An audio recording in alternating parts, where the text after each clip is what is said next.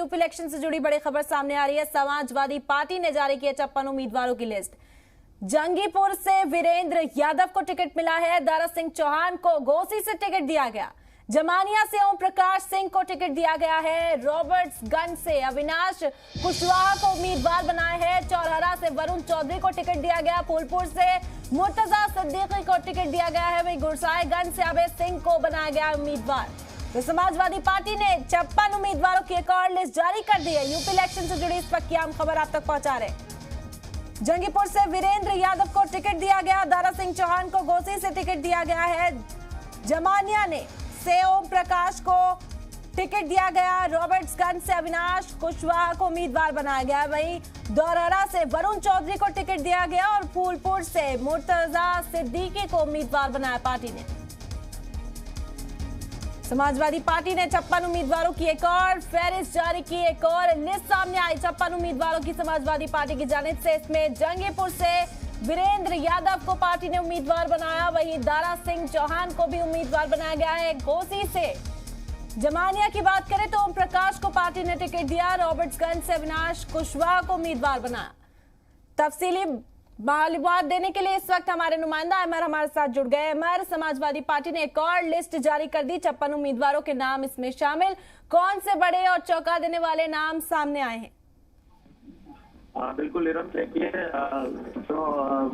चुनाव है उसके तहत अब तमाम पार्टियां जो हैं वो अपनी सूची जो है वो जारी कर रही हैं। उसी कड़ी में समाजवादी पार्टी ने भी अब 56 उम्मीदवार और अपने मैदान में उतार दिए हैं। और खासतौर से जो उम्मीदवार हैं वो उन इलाकों से पहले उतारे गए जिनका अब चौथे मरहले में खासतौर से उनका वो नामांकन करना है। और क्रमवार जिस तरीके से 7 चरणों में चुनाव है तो समाजवादी पार्टी भी उसी तरीके से लगातार अपने जो कैंडिडेट है उतार रही है। और उसमें कुछ नाम जो है वो प्रमुख है।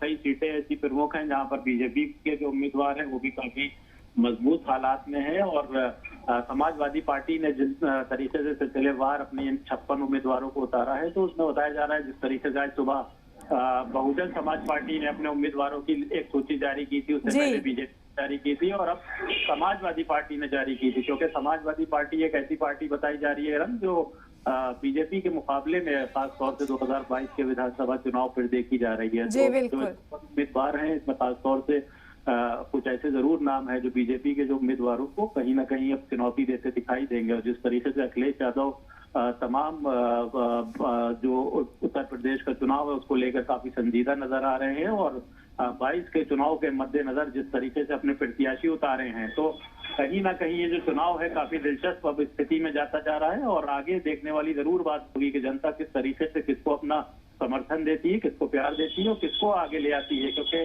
मुकाबला जो है उत्तर प्रदेश का वो कहीं ना कहीं अब काफी सख्त है और 2 पार्टियों के बीच में मुकाबला है और तमाम मुख्तलिफ पार्टियां भी मैदान में उतरी पड़ी हैं। तो ऐसे तमाम उम्मीदवार हैं वो तमाम पार्टियों की तरफ से उतारे जा रहे हैं और किसके मुकाबले में कौन उम्मीदवार भारी होगा ये आने वाला वक्त जरूर तय करेगा। बिल्कुल, आने वाला वक्त ही बताएगा कि उठ किस करवट बैठता है। इस वक्त 56 उम्मीदवारों की लिस्ट सामने है। बहुत बहुत शुक्रिया अमर, खास बातचीत हमारे साथ करने के लिए।